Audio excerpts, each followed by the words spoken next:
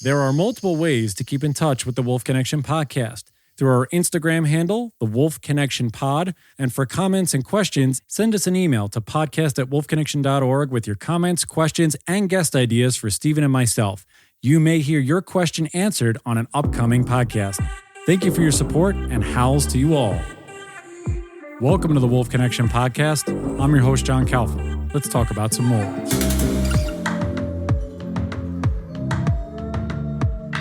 Hi, everyone. We just want to let you know that this is our 100th episode of the Wolf Connection podcast. Stephen and myself could not be more grateful and thankful to all the guests who have shared their time, stories, everything, their adventures on this podcast with the two of us. We are so grateful and thankful as well to the listeners, all of you that have wrote us on email, commented on social media, and really welcomed us into your headphones, into your lives, and into this massive world of wolves. We can't thank you enough from the backing of Wolf Connection, and Stephen and I will be here for the next 100 episodes and beyond. A huge thank you and a massive howls to you all.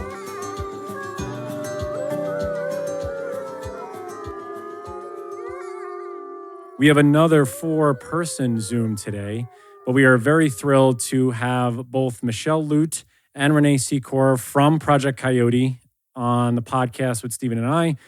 Project Coyote is headquartered in the Bay Area in Larkspur, California.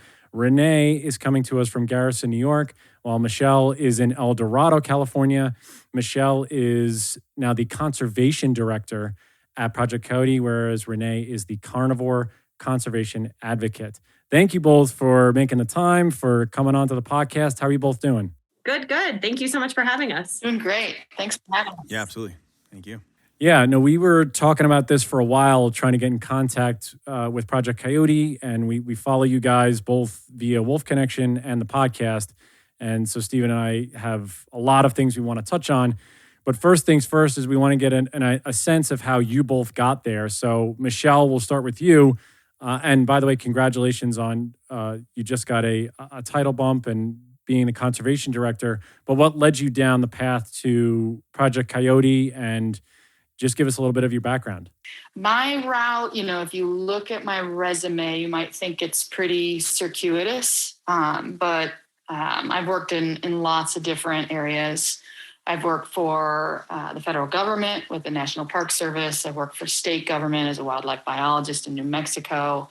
I've worked for a lot of universities, and the common theme across all of these different institutions and different angles is carnivore coexistence. So how do we move from conflict to coexistence with the most maligned carnivores, from wolves to mountain lions and coyotes and everything in between?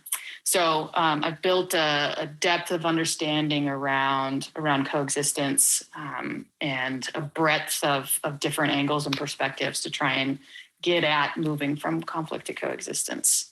So always been interested in wildlife and addressing the most needed areas, which has been human-wildlife conflict. And in the Anthropocene, the age dominated by humans. We've got to learn to coexist in a hot, hungry, and crowded world. And so that's what I've been trying to do ever since I got started. Nice. And Renee, what about you? Yeah. So I started out in the sciences, got a wildlife ecology degree out in Montana, and just really fell in love with wild places and carnivores and apex predators and landscapes, and with that love for the ecology of kind of the greater Yellowstone ecosystem, I felt a strong desire to really advocate for kind of carnivores and the species that I love and the wild places that I loved really deeply. And so that kind of led me to go for a law degree and kind of become, the best equipped advocate I could be in order to kind of advocate for these species and places that I loved very deeply. So with you, Renee, what was the pull or the attraction to get you out west? Because it looks like you grew up in New York. You're coming to us from Garrison today. How did you make your journey out west and fall into this specific project? Yeah. So I grew up, about 45 minutes north of Manhattan. So a pretty urban kind of suburban environment. So very far removed from, Montana and the Yellowstone ecosystem, these places. But I just always had a real deep love for nature and parents who really nurtured that at a really young age. Grew up kind of, in my summers, my parents would bring me up to like Green Mountain National Forest in Vermont. And we'd spend a lot of time, outside canoeing, kayaking, rock climbing, doing all these things. So just, I really attribute my love for being outside and wildlife to them. And then I think by the time I was set to go to college, I wanted to go as far west as I possibly could, just like strong desire to, I had never been out west. And so I just had a strong desire to get into kind of as wild of a landscape as I possibly could. I remember throwing out the idea to my parents that I wanted to like move to Alaska and literally work with a Iditarod sled dog racer who I had like created a pen pal friendship with and like live in the middle of the Alaska wilderness. Right. And like, so like that was where my mind was at. I say that just to kind of, right. So they talked me down from that path and into, going out to Montana to get an environmental science degree at Rocky Mountain College. And I'm so glad I did because I really fell in love with the, Yellowstone ecosystem and got to have this big adventure out west. So that's terrific. And then from Michelle, how do you feel that your former work, because you were talking about your work with the federal government and you've built up this database of information and skills. How do you feel that a lot of your previous work has helped you in becoming the conservation director now at Project Coyote? What are some of the things that you learned along the way that has made you so equipped to be able to get out the message and the mission of Project Coyote? Sure. Yeah, I really appreciate that question. It could be a really long story. I'll try and keep it relatively brief, but it's taught me about the perspectives of people I don't agree with, for one. So I'm an interdisciplinary scientist, traditionally trained in animal behavior and ecology. So my master's, I was chasing monkeys around and trying to understand primate behavior. And then for my PhD, focused on wolves, I realized very quickly that, I really have to study human primates now and understand their behavior and what drives that. So my PhD was, sitting in the kitchens of farmers and ranchers in the Upper Peninsula of Michigan. It was talking to the folks on the other side of that table, the wolf advocates and wildlife advocates that were not necessarily agreeing with those ranchers and how to manage wolves in places like Michigan. So relating to people on a human to human individual basis really helped me, coming from more of the wildlife advocacy side, helped me understand where the other side is coming from. Even though I'm the daughter of 3 generations of farmers, I get that side too. But, I was talking to I named just a couple of the different quote unquote traditional stakeholder groups involved in wolf management. But sitting down and relating to those folks and having conversations as just 2 people was really eye-opening to help me understand where people are coming from, how to meet people where they're at, and how to treat everybody with respect, even if we don't agree. And that was just fundamental to my ability to navigate these really entrenched value-based disagreements. Again, they're still value-based disagreements. There's still a moral framework that's, gets in the way of compromise. But I think that's the other lesson, is to learn how far compromise can take you and, where you have to stand on your principles and say, hey, we do have to move the needle on, say, a moral community, and that we have to include all life in our, considerations of what's right and wrong. So yeah, it's really sticky. In the academic world, you call these things wicked problems because there's not clear solutions to them. But my different experiences at state and federal government, and then trying to be as objective and neutral of a researcher has really kind of helped me be able to put my feet in someone else's shoes and try to talk to them and find common ground so that we can get somewhere with good progressive wildlife policy. What's the basis for you that's good middle ground wildlife policy that you have in these talks with both sides? What's the common sense wildlife policy? Is there any, and have you seen anything in all of the research and the publications and the talks that you've done that has sort of surfaced that both sides seem to at least be somewhat agreeable on? Oh, that's the rub. That's hard. And I would say that what I'm advocating for, a lot of people would not say is the middle ground by any means.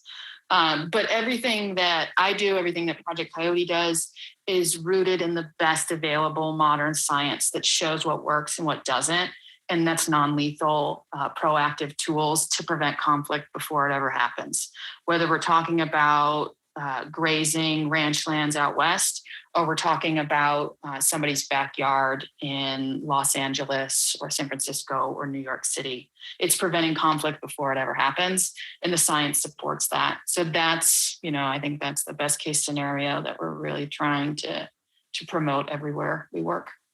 So Renee, what is the base mission now that we have you guys, the two of you, and we understand how you got here and all the awesome intellect and the information that you guys have? What's the main mission for Project Coyote? What's their, if we were to, and your website is fantastic. You guys have so much wonderful information. What's the main driver for Project Coyote? What's their mission? Yeah. So, overall, I think, our main goal is to really promote compassionate conservation through science, advocacy, and education, and really foster coexistence between people and wildlife. We have a lot of different programs that does that in a lot of different avenues and ways. Just to name a few, like our Coyote Friendlies community program works on, fostering coexistence between people and coyotes in urban, rural communities all across the country, as well as our Protecting America's Wolves campaign really works on, fostering coexistence between people and wolves. And that also relates to our Ranching with Wildlife program that, works on promoting non-lethal solutions to wolf livestock conflicts and conflicts with agricultural interests. And so I think overall, the broad mission is really to promote just this compassionate conservation model and really start to foster coexistence between people and carnivores on a national scale. So for you, Renee, as the Carnivore Conservation Advocate, are you involved in all of these campaigns? I know that you mentioned the two with the Protecting America's Wolves campaign and Ranching with Wildlife, I think was another. So which ones are you involved in every single campaign that started, or are you specific to certain ones, wolves in particular, coyotes? Where do you sit on some of these campaigns? Yeah. So my position, is advocating really for all things carnivore nationally. But I definitely have, a focus on a few campaigns currently. One is the Protecting America's Wolves campaign, and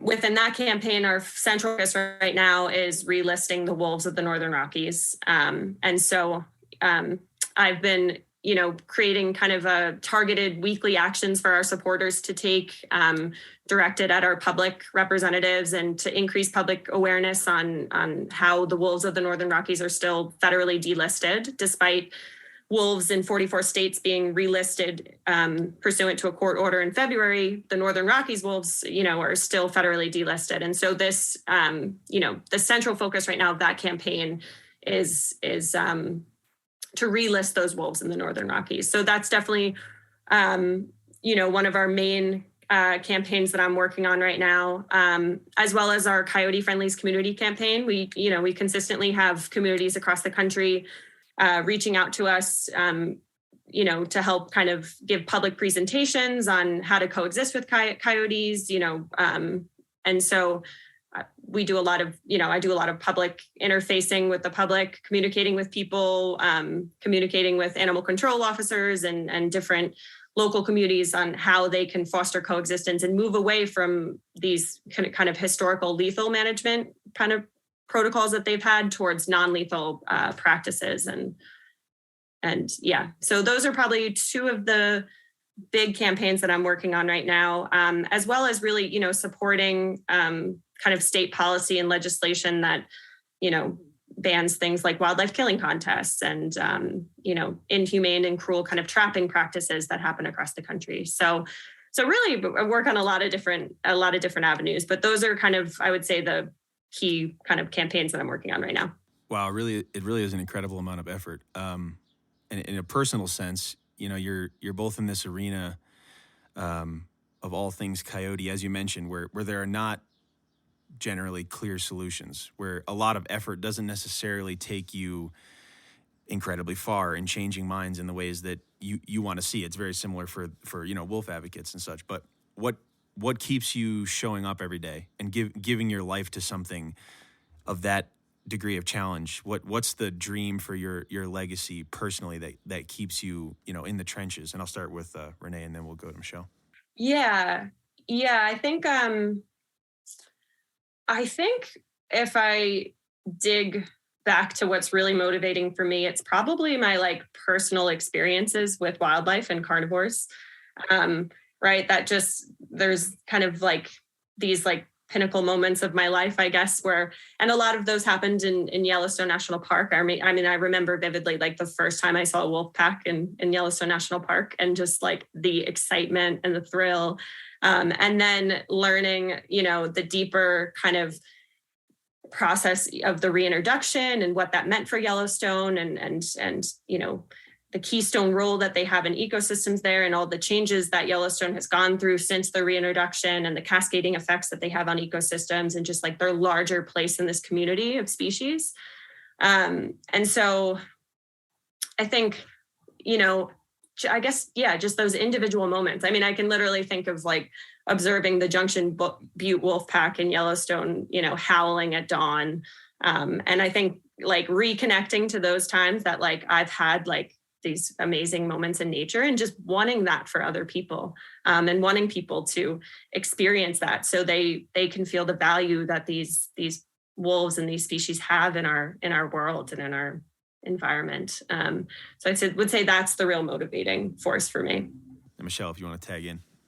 I just came back from a conference about healthy public lands, and we just spent all day yesterday talking about really overwhelming issues of climate change, mass extinction, and it can be overwhelming what we're trying to tackle. And there were older folks there who've been working for a long time on these issues and can see the broad historical patterns now.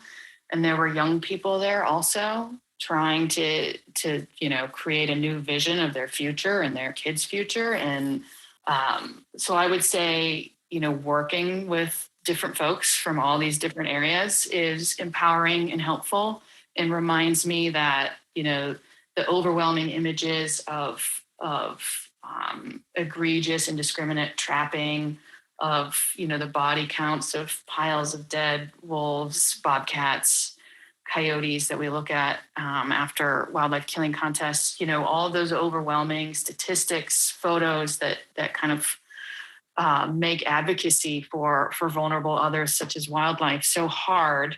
Talking to folks who are also doing this work is so rejuvenating, and remembering that we are working towards a vision, and that there are places for hope. And hope is sort of a dirty word for a lot of people. But something that I took away from this conference was a youth activist who was like, what else am I going to do? This is the great challenge of my generation, to address these really gnarly problems that have been created by humans. What else can I do but try? And so that's really what's kind of been resonating with me.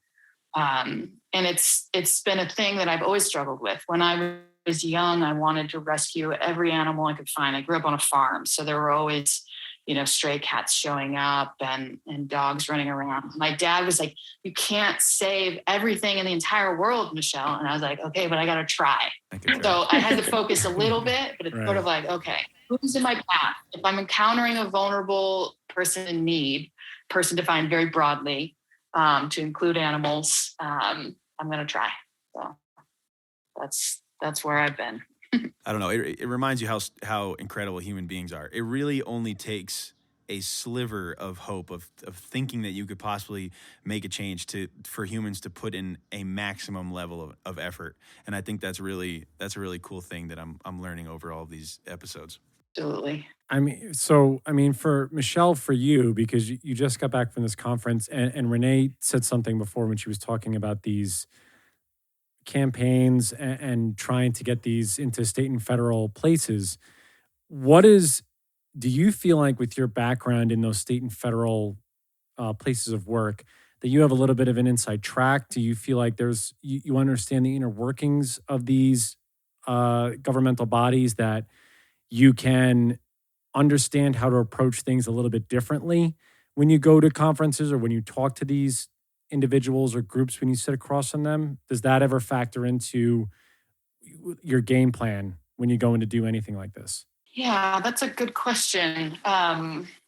We work nationally and we work state by state, and we even work locally on county or municipal levels. So there's variety.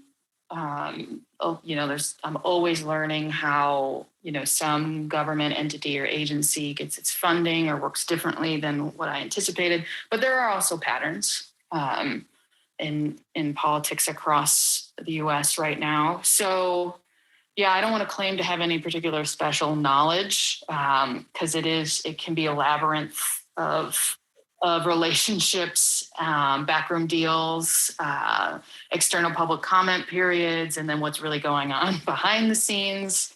It's a lot to negotiate, and it is super helpful to know those things. And again, coming up as a wildlife biologist and, just wanting to study wildlife and understand that side, and now realizing how much you have to understand all the social dimensions, the political theory behind all, of what goes on in terms of setting regulations and policies and practices around wildlife. It's intricate. So it's a good question. I don't know that I'm answering it very well, but it's so helpful to know those things.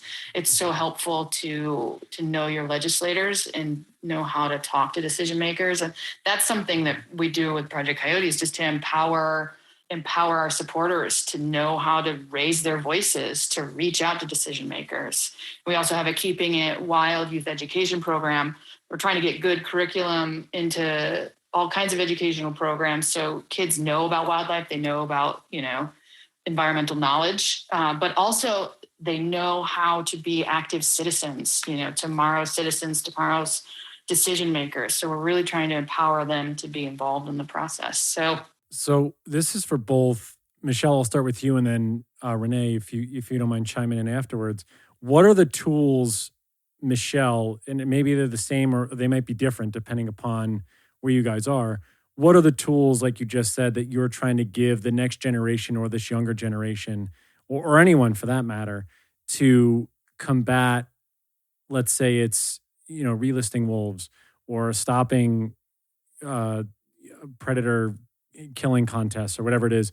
What are the tools that you're giving them, the information that you specifically, Michelle, are giving them? And then Renee, let us know how that works for you with the campaigns. Sure. So there are the tools I just mentioned in terms of knowledge on navigating the democratic process that is decision making on wildlife policy. So that's local, county, state, and federal processes. So we're trying to empower folks to know how to make their voice heard. So that's a huge part of it. But there's also the coexistence that happens in your own backyard, and living by example and showing your family, friends, and neighbors how to coexist. So a lot of our Coyote Friendly Communities program focuses on promoting those sort of tools. That means, empowering folks with the knowledge and tools to not habituate coyotes or other wildlife in their backyard. That means reducing attractants like compost, loose bird seed, companion animal food in the backyard. So don't bring coyotes too close into your yard. That prevents habituation. And then knowing how to haze or scare coyotes away when there is habituation, because sometimes you got a neighbor who is intentionally feeding coyotes or unintentionally feeding coyotes. So being big, bad, and bold. So there's really on the ground tools. How do you respond? How do you have the knowledge when you need to respond in real time to these issues? And then, how do you create a safe space in your backyard? So a lot of our education goes towards empowering knowledge around that front. But also, there's science to say you've got to empower people to address risk, but you also have to remind them of the benefits of carnivores or predators or other wildlife in their backyard. So that's so important to remind people. Coyotes and other wildlife are, they're free rodent control. They're reducing disease transmittance, all that kind of stuff. So it's a really wide breadth of education that we try and promote. Yeah. I think, something that we're doing with the Protecting America's Wolves campaign is really trying to show people, provide and equip our supporters with the tools that they need to kind of engage in advocating for these species and for carnivores, right? So like talking to your legislators, demanding action at specific targets like Secretary Haaland or President Biden or the U.S. Fish and Wildlife Service, like how, equipping them with the tools on how they can advocate for wolves. So I think a lot of our work is just giving them that kind of toolkit on, writing letters to the editor to raise public awareness, like how can you engage in these issues and actually make a difference? And then motivating them to engage, keeping them publicly informed on what's happening. Like, a few weeks ago, we had a post on the 25 wolves that were killed last year at that Yellowstone National Park wolves. I still bring that up to people and people don't even know that was the death toll of Yellowstone National Park wolves. And people don't even know what wildlife killing contests are. They don't know that they happen in my state of New York, right here in New York, So I think it's a lot of public education and awareness. And as they become aware of these things and start to get kind of want to push back, show them the ways in which they can advocate and ask for change and push for change. We want to get back to these types of questions, I think, on the other side of this arc that I'm about to start, John. And I know this is a wolf podcast, but today it's a coyote podcast. And since we don't get to talk a lot about coyotes, I want to get a rundown of just certain basic things. We're going to try to cover some basic stuff. This will be our designated coyote podcast for now. And I'll direct this question to Renee first, just for the sake of focus. But if you want to tag in Michelle instead, that's totally cool. What is the historical relation between wolves and coyotes? Their common ancestry, genealogy. How do they relate to each other in terms of their evolution? Sure. Well, by no means an expert in all of this, but they're both canids. They're both native wild canids. One of the differences, coyotes are truly and completely North American, whereas gray wolves are found across the Northern Hemisphere. So essentially, it's the same species, across that range, that really wide range. Obviously, it's been a long time since there's been connection, but they both are highly adaptable canid species, but sit along this spectrum of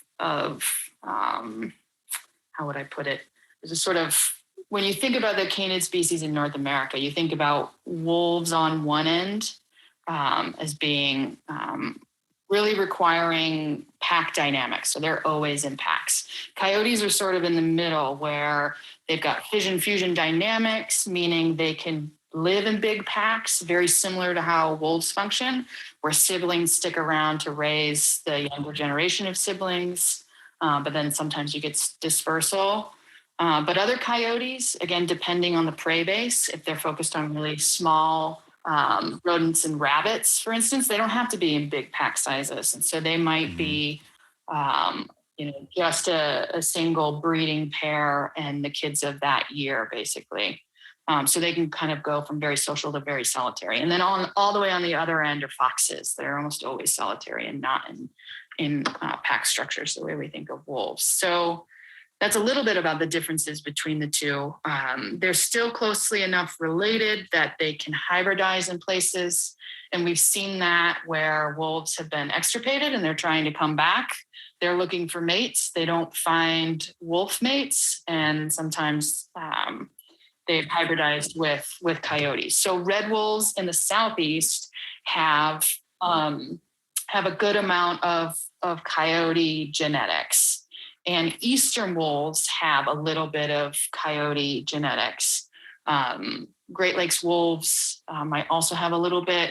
So it's, when I talk to biologists who study the genetics of canids in North America, they often have a Campbell's soup can and they call it Canis supus instead of Canis lupus, because once you start honing in, the picture gets really complicated. And then you've got sometimes dog genes admixture in there. So they think the black wolf coat is actually probably from a dog gene. But there are melanistic, almost all black coyotes. Anyways, I'm rambling, but yeah, it's a complex picture. But it's really interesting in terms of human history, because coyotes may have, we think of them as originally in the Southwest, but they may have expanded their range across North America a couple times. And because we came in, we being white settlers, European colonists, came in and eradicated wolves almost across their entire range in the lower 48, we created a situation in which one of coyotes' main competitors, wolves, were extirpated. And so coyotes, being really adaptable, able to live near humans better, mostly because they can withstand anthropogenic mortality at really crazy rates, they were able to spread across North America in response to those changes. And that's why we've now seen this most recent range expansion to coyotes showing up in New York City. And in terms of large species, I'm assuming this is one of the hardest species to find a real population number for. Or maybe it isn't, I don't know. But is there an estimate for how many coyotes are out there in the United States, or at least the lower 48? Or what does their range look like, just for listeners? Their range is across North America now. Basically, they've expanded everywhere. You can probably find numbers of coyotes, but I would interpret those very loosely, because mostly because state agencies, who are typically the ones going in and counting animals, they don't concern themselves with coyote numbers. So we don't have great estimates or numbers. State agencies care about the wildlife that gets hunted, so they measure those populations. So, or endangered species, right? So we're putting collars on wolves and we're trying to track those numbers, and we fight about what those numbers mean and how accurate the models and the estimates are. And then we look at, elk and white-tailed deer, because people want to eat those species or hunt those species. So we've got better numbers in those ranges, but coyotes, bobcats, foxes, there aren't many regulations. There aren't bag limits on how many you can hunt. There's no seasonal restrictions on when you hunt them. So we don't have numbers, and it can really be a problem in terms of setting good policy. Talk to us about this really interesting concept of demographic compensation. What's kind of amazing about coyotes is that they have this kind of biological response to anthropogenic mortality, right? So the more that we, pursue kind of lethal control over the population, they have this, I think it's an autogenic trait that responds to that lethal control with actually them producing larger litter sizes. So the more we trap, the more we hunt, the more pups that coyotes give birth to. So it's really counterintuitive for a lot of people. And, a lot of times lethal management programs don't even know of the science behind this, but a lot of times they're actually creating more of a coyote issue because they're responding to this mortality by increasing litter sizes. Yeah, without getting too far into the weeds, it's interesting. There's a couple different mechanisms by which that might be happening. If you kill the breeding female, if she had helper coyotes, her offspring from previous year, they would have been not breeding because she was the adult breeder. But that suppression goes away once you kill mom, basically. But you also, because you kill enough coyotes for a certain amount of time, there's less food competition. So you get higher survival of litters, and you get a bigger litter sizes because they're eating really well for a while. And then you see potentially, one study has suggested within 8 months, you get a rebound of the population through these different mechanisms. So just to emphasize what Renee said, you might be creating more of a problem than originally occurred. And you might be getting larger coyote populations that you were trying to suppress, but you have coyote populations that don't have stable pack dynamics. So you're also creating a more chaotic situation that can then mean that these young pups with teenage moms are saying, let's go for the easiest prey. And that's the vulnerable lamb or calf that's not protected and out, in pasture somewhere. So, we talk about, what kind of real risk there is. Coyotes and other large carnivores take less than 1% of livestock losses across North America. And that's with this system of exploitation in which we might be driving chaos and more conflict. And who knows what that would look like? We have no systems to look at where there aren't unexploited populations. Conflict levels would maybe be even lower if we weren't creating this problem. They are incredible creatures, because I remember reading about, I don't know if either of you have read the book Vicious by John T. Coleman, but this is where I first encountered that, like what you were saying, Stephen, and what you both just explained about coyotes, is that as the settlers were moving across the West, they were basically trying to exterminate everything in their path. And there was a section in there about coyotes specifically, and how it was just, they couldn't do it because they were like, they had these contests back then.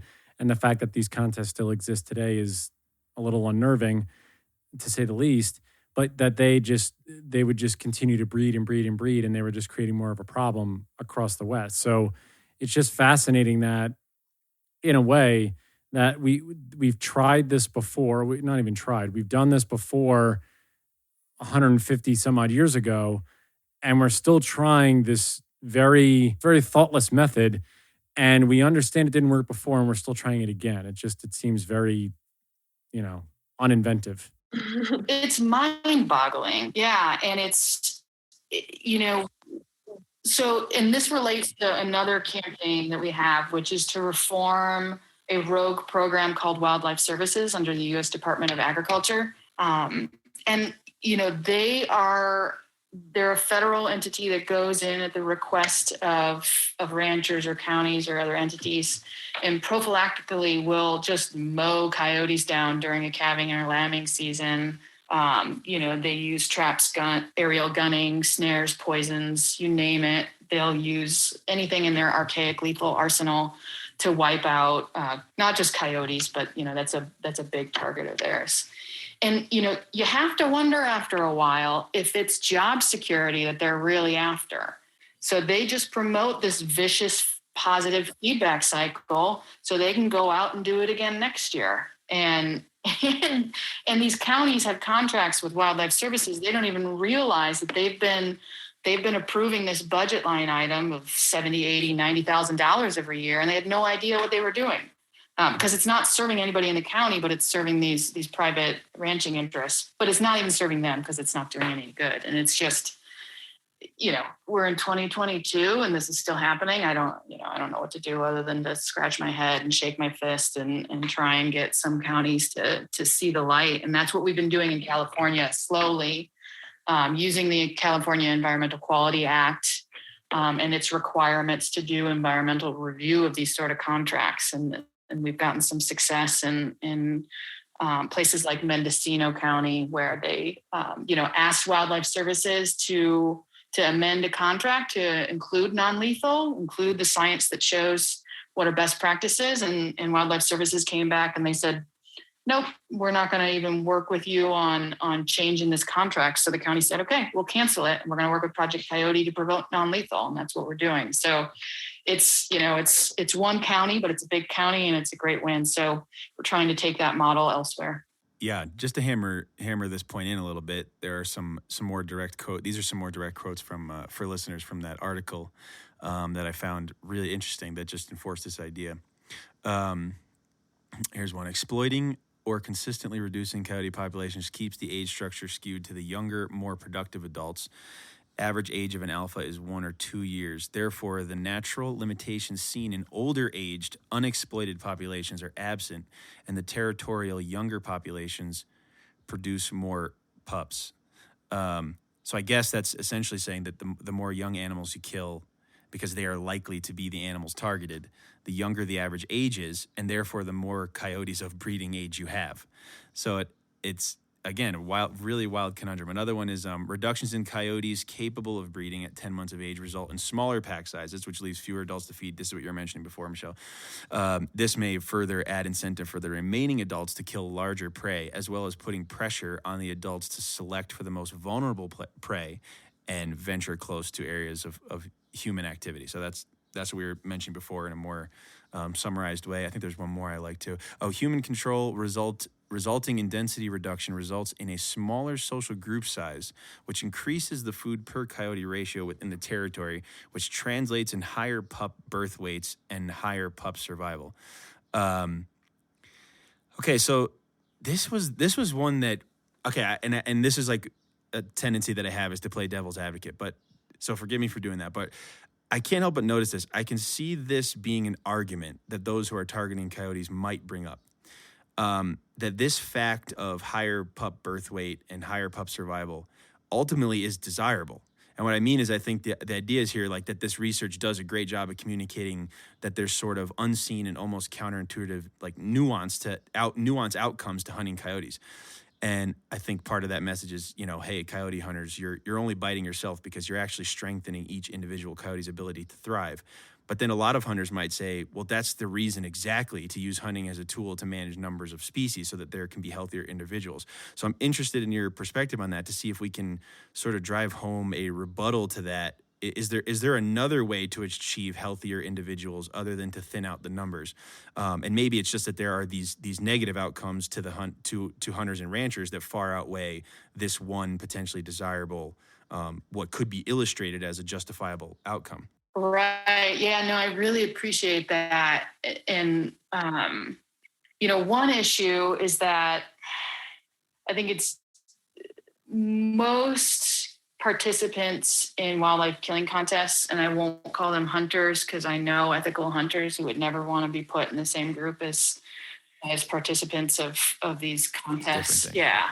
But most of their arguments have been, we want to reduce numbers, at least locally in places, help that local farmer or rancher.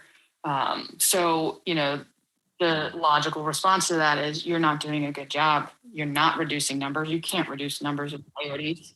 And there's nothing to suggest that you're reducing the level of conflict. It's not a 1-to-1 ratio with numbers. And you might actually, as we just talked about, you might be increasing conflict.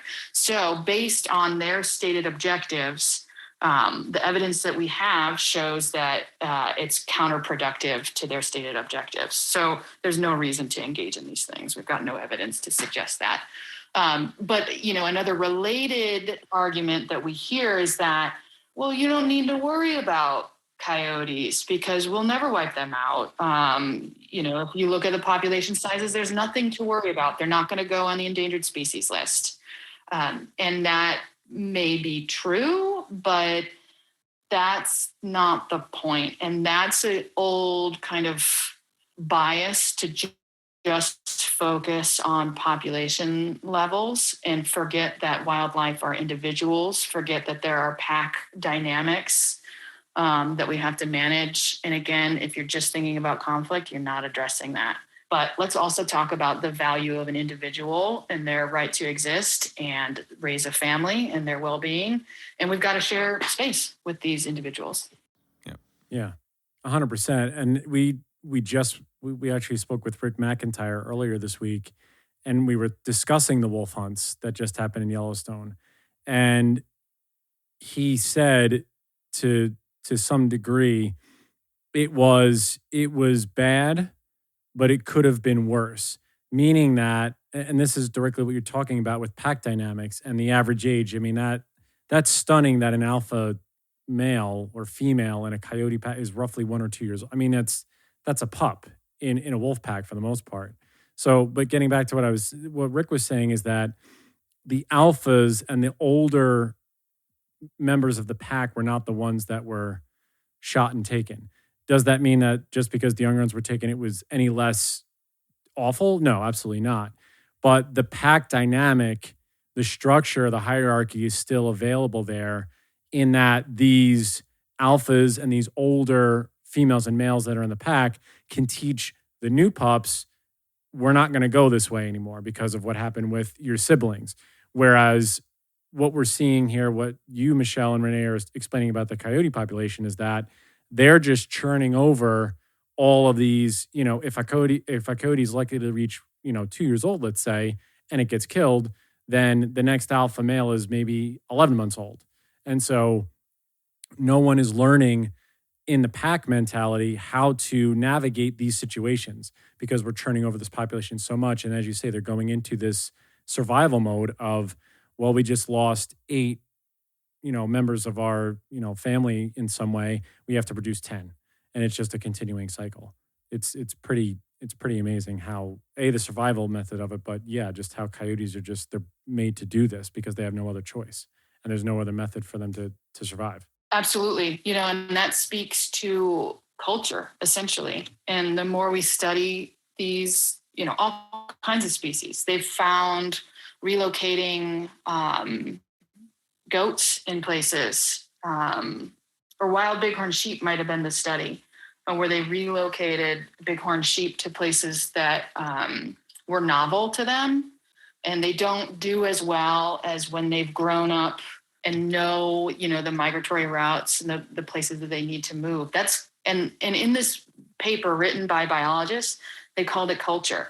And so that's starting to kind of reach the hearts and minds of all kinds of people studying wildlife and trying to understand. They have culture, they pass down knowledge through generations.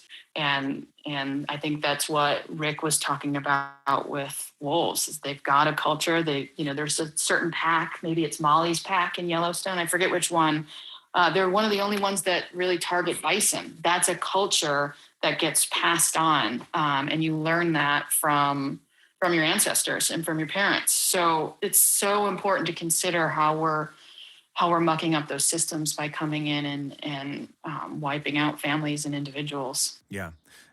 So this is the same thing for me when we talk to wolf researchers, is the research just seems so simple, so obvious, that I wonder how it doesn't penetrate in a lot of cases. But we hear that, one way to really change the minds of farmers and ranchers, for example, in terms of the wolf debate, is to hear from other ranchers, because for some reason, for obvious reasons, ranchers are more open to hearing things from other ranchers who have had success stories, and that really pushes the coexistence agenda forward. But this, I assume, is some of the most clever research out there on coyotes that you have on your site. It's got to be difficult to get this info out there in such a way that might override the, in quotations, the reality that people are observing about coyotes. It's so nuanced and kind of hidden in plain sight, but it's not as obvious as, a coyote killed my calf, and so therefore it has to be killed. What seems to be the most effective way to open up someone's eyes who is experiencing a very obvious manifestation of coyote conflict, and therefore reacting with a very default response, but you want them to believe and trust in this nuanced science and these coyote secrets that you've discovered. What seems to be, in your experiences, what's the method of communication that actually seems to work, that actually seems to penetrate the most? And I'll start with Renee. Yeah. I think, you made a good point. I think, right, when it comes from within a community, so if you have one rancher where non-lethal has been effective for them and they've seen it effective on the ground, and they advocate for it locally with other communities of ranchers, I think that's definitely something really powerful because ranchers, are more likely to listen to other ranchers who have actually proven these methods effective on the ground, even though we have the science that shows, their effectiveness. Just hearing it from like-minded people is really huge. So I think that probably is one of the stronger methods for kind of advocating for non-lethal, for sure. Yeah, just to kind of complement that point, I think in any group, in any identity group, in any community, you've got folks with a curious personality that tends to be that early adopter, that person who's a little bit more open-minded about trying something, taking on a little bit of risk to do something new. So finding those folks and let them be the good messenger within those communities is huge. But that takes a long time. And, the other route that also takes a long time is to build those one-on-one relationships and build that trust slowly. Like I was talking about in terms of what I did for PhD research, just, sit down and have coffee in somebody's kitchen and listen to them, listen to their concerns, and work together towards addressing those concerns. Again, all of that takes so much time to build that kind of trust. So it's a challenge when you're trying to work nationally to also build that local knowledge. That's why we need local folks to help, spread the word, spread the message, and build those relationships. Yeah. I'm sure you guys have, does your research or do your talking points, do you talk about maybe the Suzanne Asha Stone individuals, the Kurt Holtzens, the individuals that have really pioneered some of these ranching methods? Kurt is specific to lamb, Lava Lake lamb, and Suzanne Asha Stone is more broad in terms of ranching.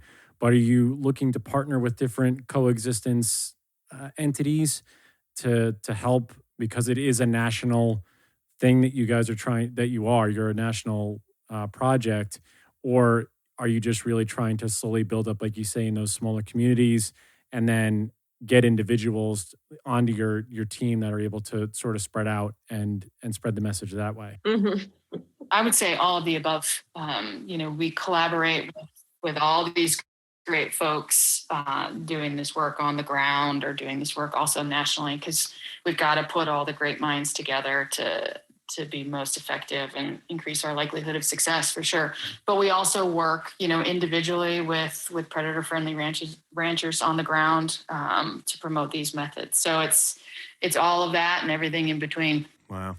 So when you talk about predator, because we actually heard that term a little while ago, predator-friendly ranching. So if there's a rancher listening or somebody listening, is it a program? Is it a label? And how does a rancher or a ranching community get involved in getting labeled as a predator-friendly ranching, singular ranch, or just a whole community that's able to do that and get labeled as such? I think, I guess that title comes with just the use and deploying non-lethal solutions on the ground. So, different things like, fox lights or livestock guardian dogs or different fencing techniques, using those non-lethal techniques instead of using lethal management, is kind of what creates a predator-friendly ranching. And is that, when you're doing the campaign of ranching with wildlife, is that a lot of the talking points that you're trying to get across, Renee? Or how does the ranching with wildlife campaign work, either in tandem or separately from that? It works on promoting all of those non-lethal solutions, right? So promoting those kind of locally with ranchers and finding ranchers that are deploying them to, like we said before, advocate to other ranchers to kind of use non-lethal on the ground. They use range riders for yeah, coyotes, that's like a good they do question. for wolves?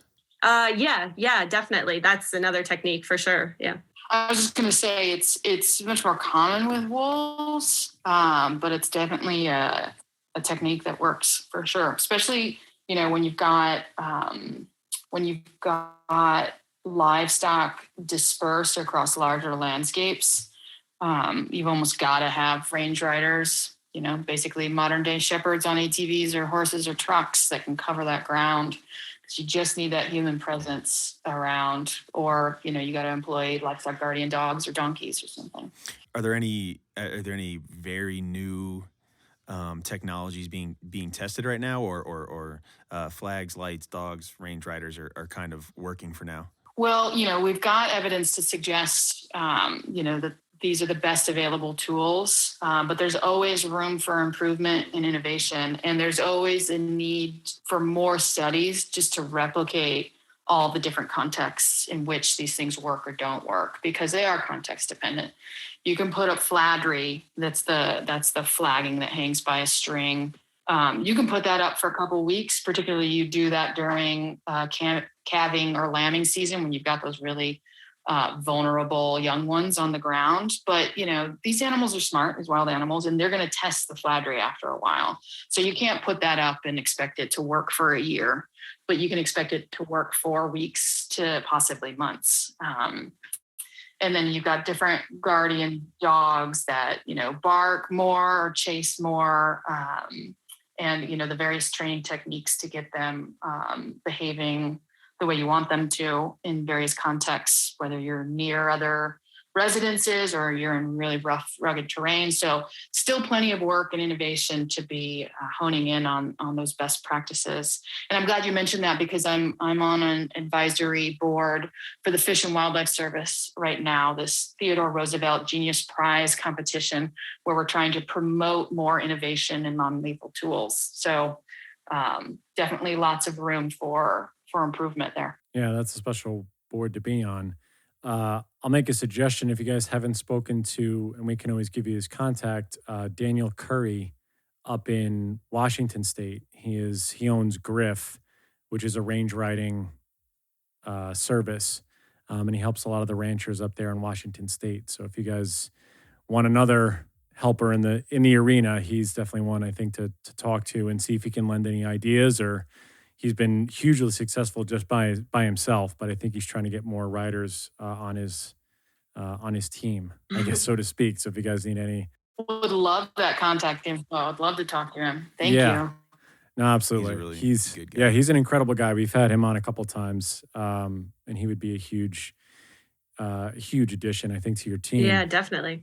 Okay, so in terms of coyote killing contests, which I'm hearing about more and more lately. I swear I never heard about them up until 2 years ago, and now it's all of a sudden like a thing that people are discovering.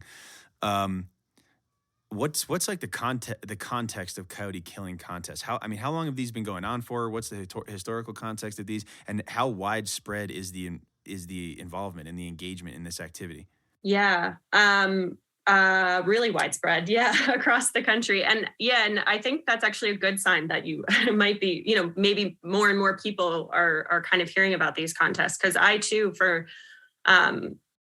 was pretty in the dark until fairly recently at how prevalent they are, and how, they happen in even states like New York, where I grew up, where I wouldn't figure that, people are going out and having contests on killing coyotes. There's one that happens right in Sullivan County, just north of me, Ulster County. No way. So they've been going on.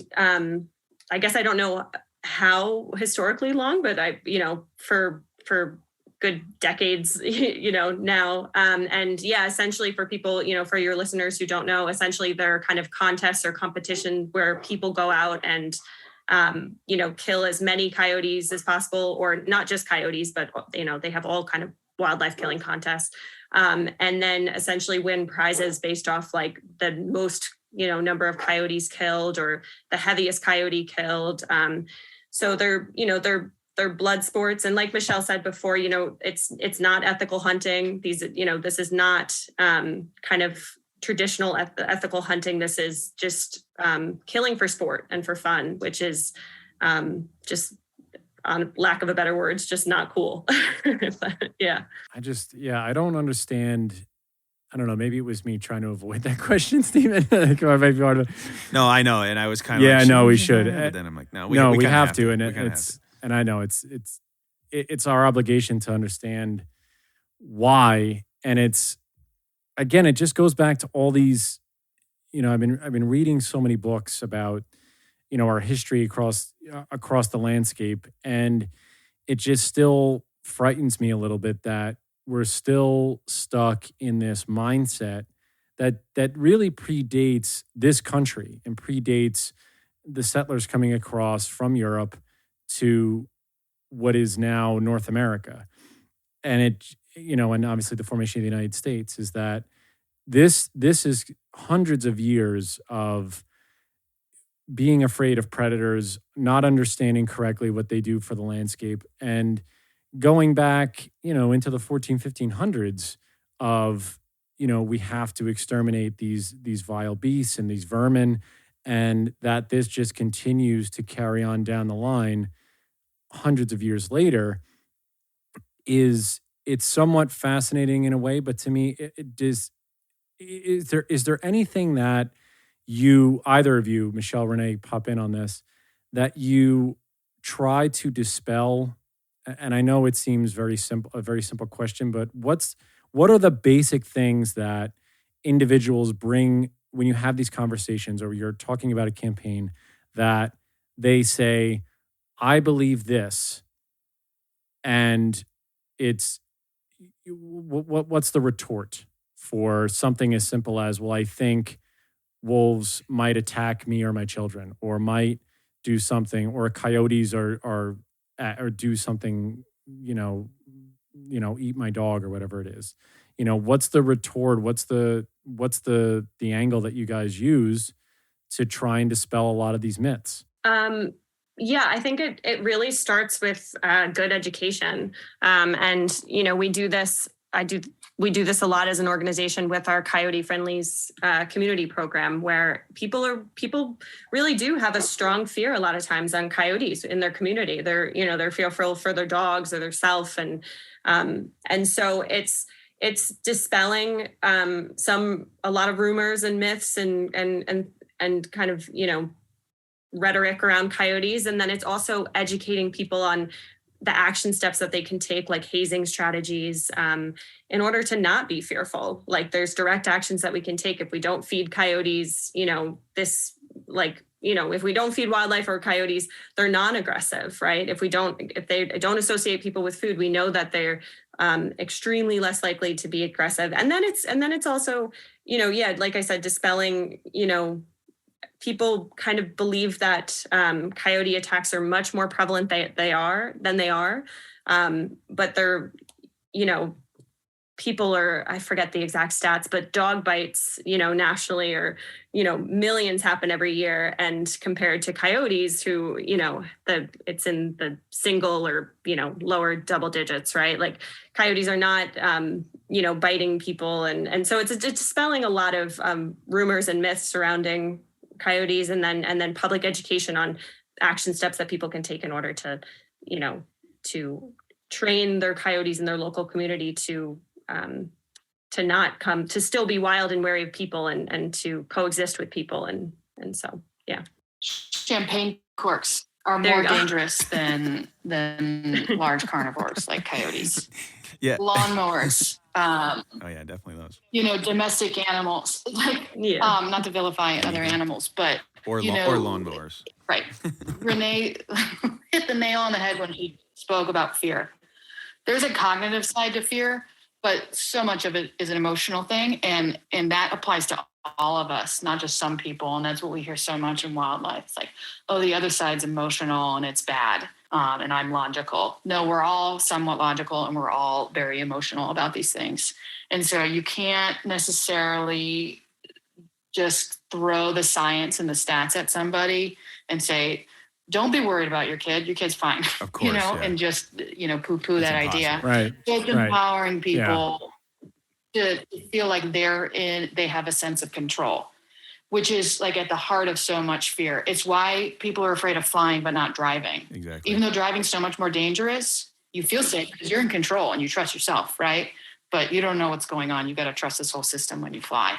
And so it's the same thing, giving people a sense of control, giving people tools so that they feel that they're addressing the situation, even if that level of risk is really low. So I think that's so important. Yeah, it's really hard for me to swallow the word contest as well, in the context of killing or harvesting animals, whatever you want to call it. And these activities are kind of the reason that the hunting tradition itself seems to be slowly cannibalizing in a lot of places. It's like the irony, you know? It seems that whenever animals, money, and competition are involved, regardless of how accepted an activity is, there's going to be some level of abuse. It's kind of just what we do. Would a quota on hunting coyotes end this type of fringe activity? And do you see any future in which a quota is justifiable enough for it to actually be implemented? I mean, we ask that question a lot. A quota would be helpful, but it wouldn't necessarily end these contests completely. And it could be pretty hard to enforce. So there's some challenges to that. That's why we're really focusing on just taking away the ability to compete for cash and prizes to kill as many wild animals. And that's not taking away coyote hunting by any means, but it's taking away the unethical part that we really, really object to. We as Americans generally really object. It's odd that it's accepted, I think. I mean, in the mid-1900s, I thought that our issue with what was happening was that people were trading animals for money, and that's what was causing the problem. And they were, you were able to use animals you were able to use hunting as a means to make a living. And it seems like this is just kind of like a loophole method of doing that anyway. It's such a good point that doesn't get talked about nearly enough. The model of the foundation of wildlife management, which really means hunting regulations in this country, was founded on getting away from commercialization of wildlife so that it was protected in the public trust as a resource for everybody. Now, the public trust is super important. We don't necessarily see animals as resources. But yeah, I mean, it's a foundational thing that we should all be agreeing on, that this kind of commercialization is unacceptable from all perspectives. I will say, instead of even enacting a quota, we've been working to just get statewide bans of YKCs, and have also, helped introduce federal legislation to ban it on federal lands as well. So, those are some of the things that we're working on. We've had 8 states already that have outlawed these events, and we're working to kind of promote it and introducing legislation in other states across the country. So, are any of those 8 states ones that have laws already in place, or are they any in the western part where there are more coyotes in wilderness, or are they more urban settings? We have Colorado, I believe, Arizona. So some Western states. California has banned them. Vermont has banned coyote killing contests. Washington, I believe, is one of them. Maryland. Is that 8? I think that's them. Or New Mexico as well. Yeah. So yeah, kind of across the board. We have legislation introduced in New York and New Jersey to ban them as well, and probably a few other states that I'm forgetting. But yeah. And then this year, federal legislation was introduced in order to ban them on federal public lands. And we've starting to potentially, I think we have a hearing that is happening next week that Michelle had heard about this week. So maybe some potential movement on that bill, which would be amazing. Yeah, that would be ideal. Like Stephen said, you guys are 2 things that you said, Stephen, about just if there's any hope that we go in the direction and we give literally 150% on whatever it is, because we think there's light at the end of the tunnel. And then also the amount of work both of you are putting in is astronomical and very much appreciated, because I I can't, we do a good amount of work on our end, but you guys are just every day churning out information, campaigning, and trying to get people to understand why these things are not cool anymore, and also how we can be better. And I think that's always the thing we try and get across here, at least anybody that we interview, is to find out how can we do better and be better. And I think you both are doing an exemplary job of trying to do that. And I can't thank you both enough for all the work that you're doing. It's unbelievable. Oh, thank you so much. That's so sweet. Mm-hmm. Well, thank you. And likewise. Yeah, thank you. I want to, since I know Stephen, and this is our Coyote podcast for now, and It's our Coyote episode. It's our Coyote episode for now, but it's been great. But please, whoever wants to take this, either Michelle or Renee, give everybody places, social media, websites where they can find out about Project Coyote, about campaigns, follow all the stuff, so that they can get involved in any way with you guys. Yeah, definitely. Yeah, so visit projectcoyote.org. I would recommend signing up for our e-team, as well as following us on all social media platforms, Twitter, Instagram, Facebook. And, on a wolf-related note, we do have our Protecting America's Wolf campaign. And, if you follow along on social media, we're equipping our supporters with weekly targeted actions on how they can advocate for the wolves of the Northern Rockies. So definitely follow on social media to help advocate for wolves, and as well as sign up for our e-team. And stay involved, stay informed, and advocate.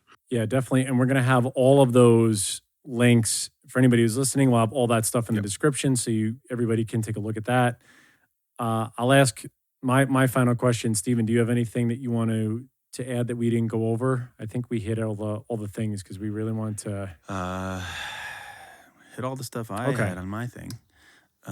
So I'll ask the two of you, and I'll start with Renee, and then Michelle, we'll pop right over to you. So my final question to both of you is, when you hear the word wolf, what is the thing that comes to your mind? Probably the last time that I observed a pack in Yellowstone, and just like the pure wildness of that experience. I think they're an emblem of just kind of wild landscapes. And that's why I love them so much. Like I said, when I moved from New York to Montana, I was really in search of just like vast, wildness, and wolves really, embody that. And so, I think that's definitely what comes to mind. All right, just for the sake of this podcast, we have to do an edit to that too. We also have to ask, when you hear the word coyote. We'll do that too. Okay. Yeah. For them, adaptable and inquisitive and smart. I think, in this position, I've learned more and more about coyotes, and I'm just blown away at how kind of adaptable and strong they are, despite our efforts to. So